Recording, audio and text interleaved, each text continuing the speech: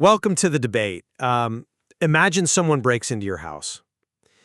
The shattered window makes it, well, incredibly obvious what just happened. Right. You see the glass on the floor. Exactly. Glass on the floor, the wind is howling through the living room, and you know exactly what needs fixing. But what if the intruder doesn't break a window, Oh, that's a terrifying thought. right? What if instead they slowly over months convince you that you never actually had doors to begin with? And worse, what if they hand you their lockpicks, look you dead in the eye, and convince you that, you are the thief?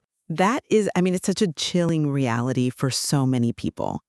You're talking about a situation where someone isn't just invading your space, they are actively rewriting the code of your own brain so you don't even recognize the invasion is happening. Exactly.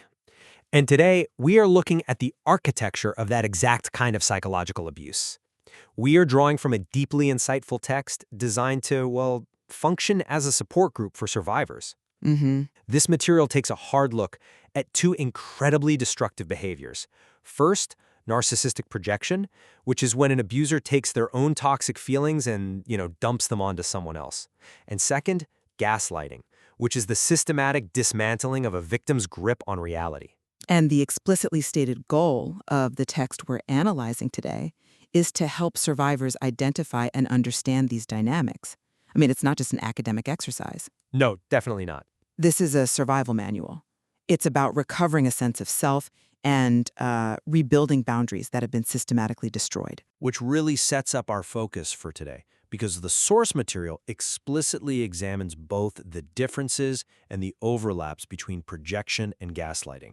Right. But when we look at how to actually help a survivor recover, there's a fundamental question about how this trauma truly operates.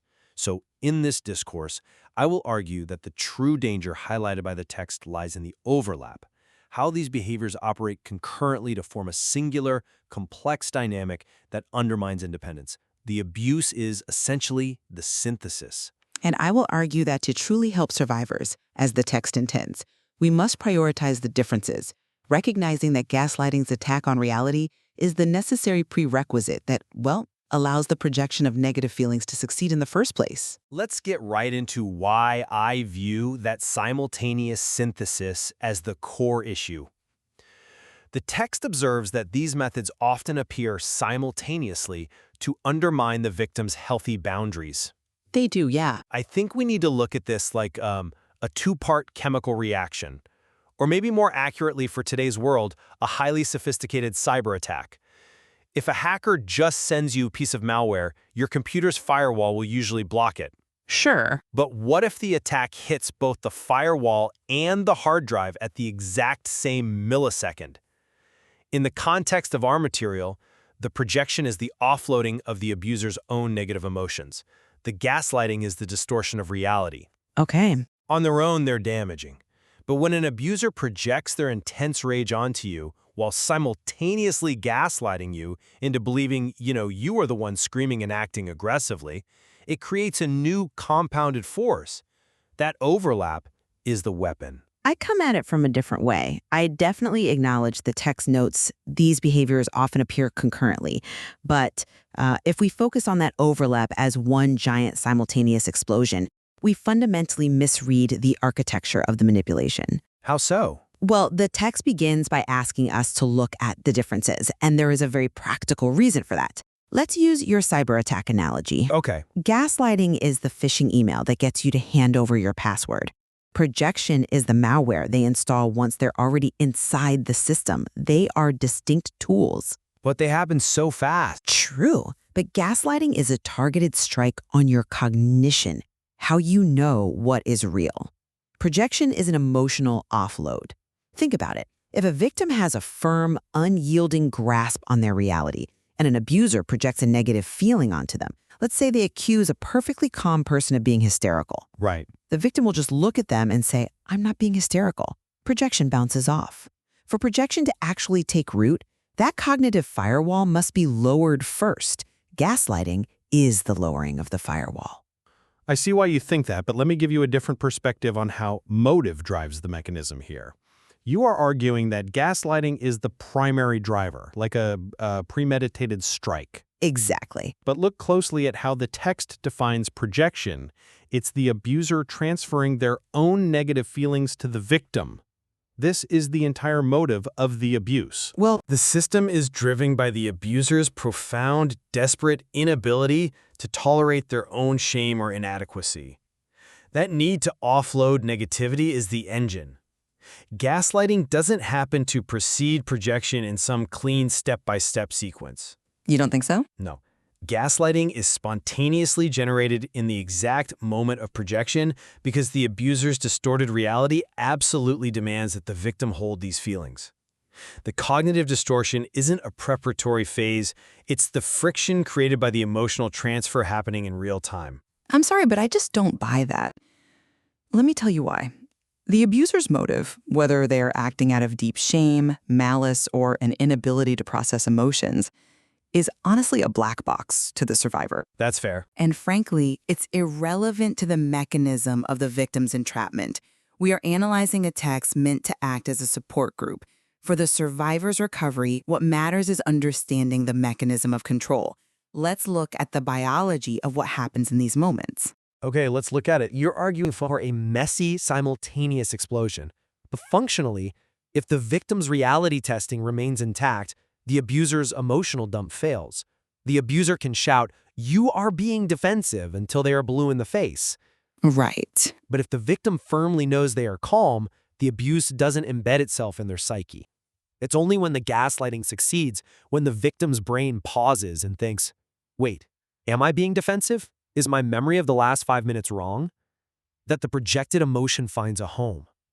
Gaslighting is the enabler. I'm not convinced by that line of reasoning because it treats the human mind like a sequential computer program.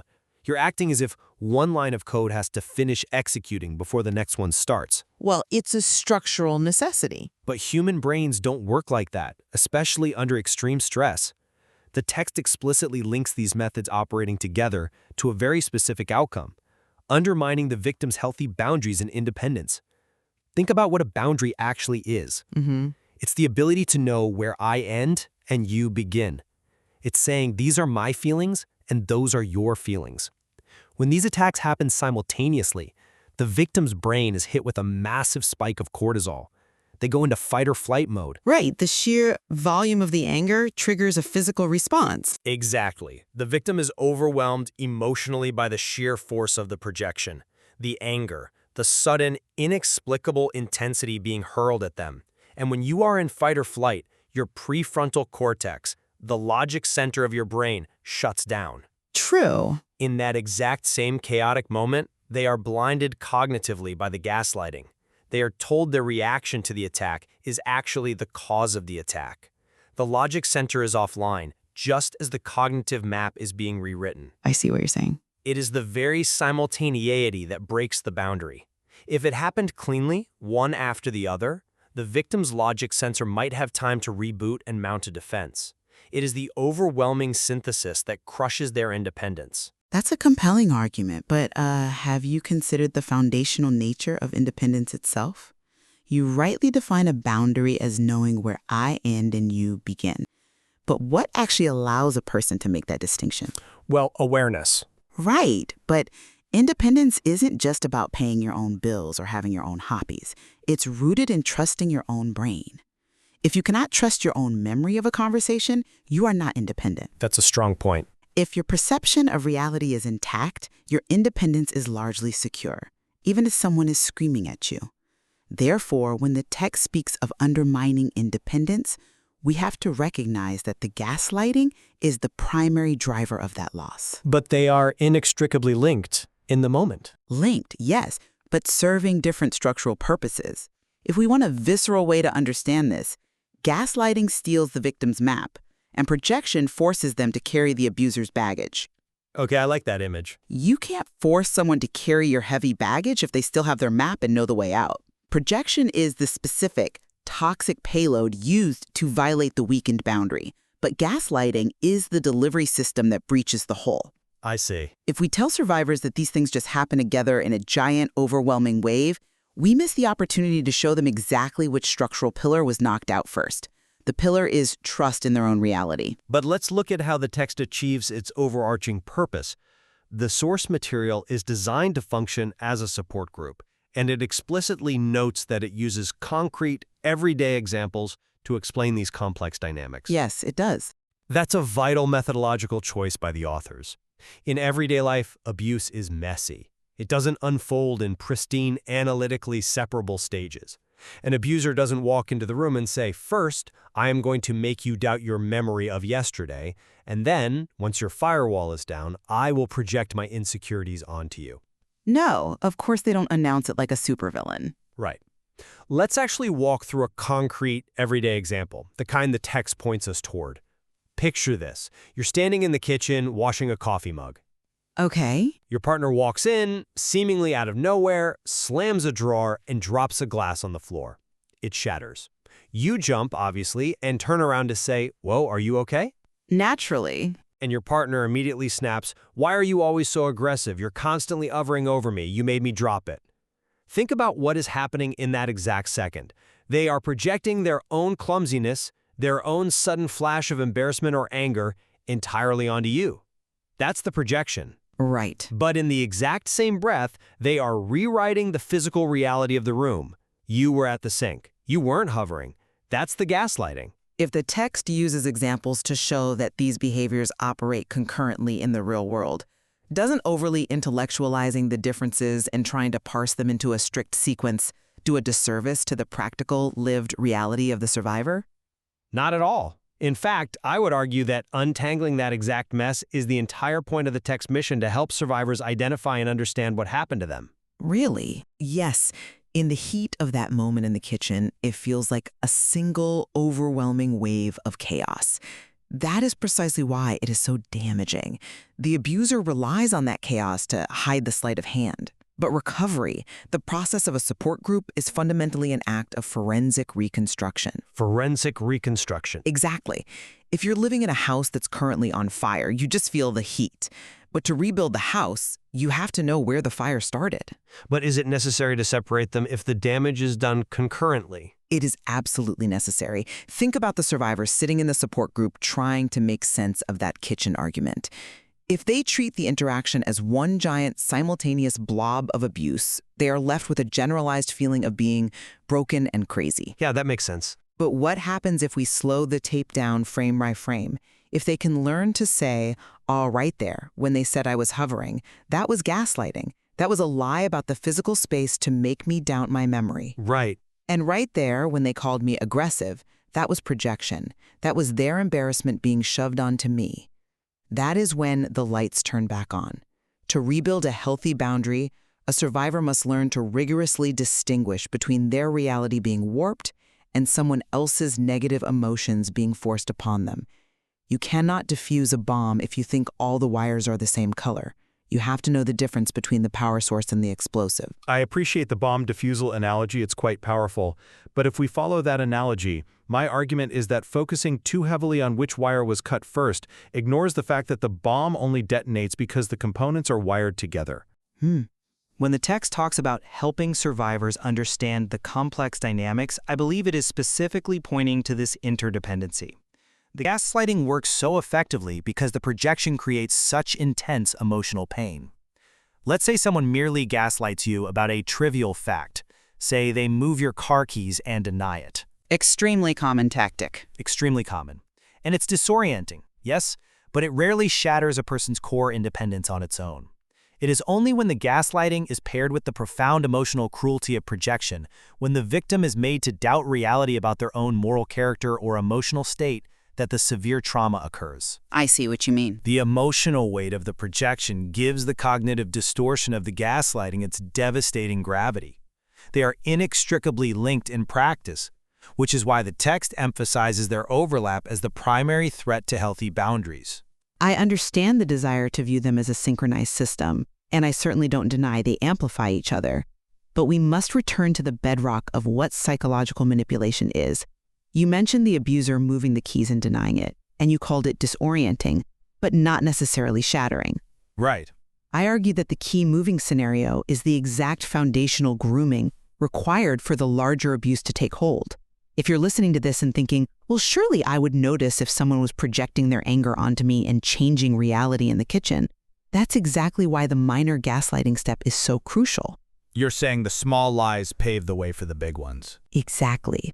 The abuser tests the waters with minor cognitive distortions. If they can successfully get the victim to concede their reality on small things, like where the keys were, they establish a precedent that the victim's brain is unreliable. Wow, okay. Once that is established, the abuser can then back up the truck and dump the heavy emotional projection onto the victim. The projection is the visible, painful symptom that brings the survivor to the support group. It's the explosive. But the gaslighting is the underlying disease that made them susceptible to it in the first place. It's the power source. That's a really solid breakdown.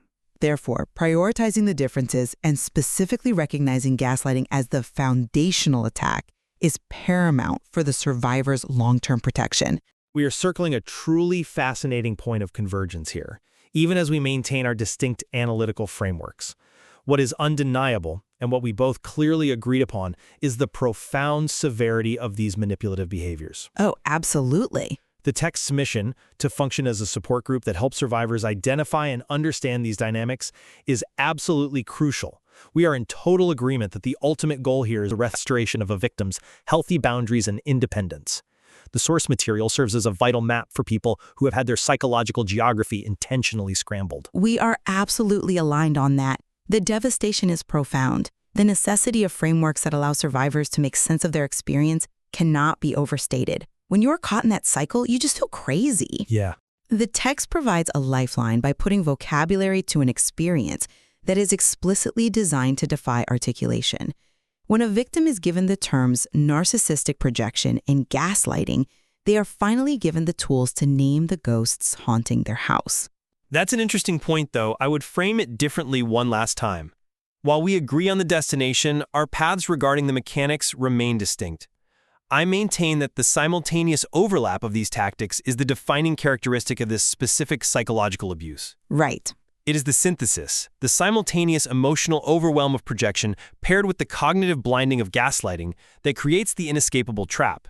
The text's emphasis on how they often appear together to undermine boundaries points directly to this combinatorial power. And I will hold my ground that recognizing the fundamental differences is the essential key to survival and recovery. To dismantle a complex dynamic, you must understand its constituent parts. Sure. By recognizing that gaslighting is a cognitive assault on reality and projection is an emotional offloading, a survivor can begin to rebuild their firewall. They can learn to secure their perception of reality first, ensuring that any future attempts at emotional projection simply have nowhere to land. Gaslighting steals the map. Projection is the heavy baggage. You have to secure your map first. And this divergence in our perspectives highlights exactly why examining psychological texts through multiple lenses is so intellectually and practically valuable. Understanding both the devastating synthesis of these manipulative behaviors and the distinct mechanical parts of the attack deeply enriches a survivor's toolkit. Absolutely. There is so much more to analyze within the text's concrete, everyday examples, and exploring those details further would undoubtedly reveal even more nuance about how these complex dynamics operate. But for now, we leave the ultimate determination to you, our listeners. We do. We began today by talking about a home invasion, a breach where the intruder convinces you that you never had doors to begin with. Whether you view that breach as a simultaneous explosion that brings down the walls or a meticulous step-by-step unpicking of the locks, the reality remains: the house has been compromised. The vital work, as outlined by our source text today, is helping the homeowner realize they have the power and the right to rebuild those walls, install new locks, and finally close the door.